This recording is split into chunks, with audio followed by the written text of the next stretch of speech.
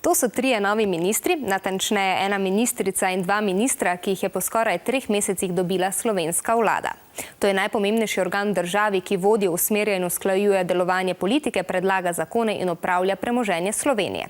Poglejmo torej, kdo so novi ministri in katere bodo njihove glavne naloge. Nova ministrica za zdravje je Alenka Trop Skaza.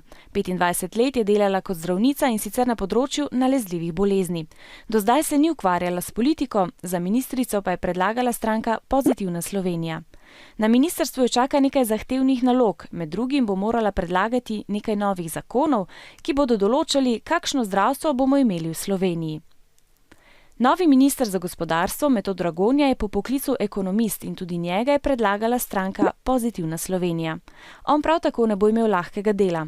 Zavzel se bo za zmanjšanje števila zaposlenih na ministrstvu. Skrbel bo tudi za hitrejši gospodarski razvoj naše države in pomagal, da bi se podjetja, ki so se znašla v krizi, postavila na noge. Položaj ministra za Slovence v zamejstvu in po svetu pa je prevzel Gorazd Žmavc. Po izobrazbi je pravnik in je že upokojen. Predlagala ga je Demokratična stranka upokojencev Slovenije.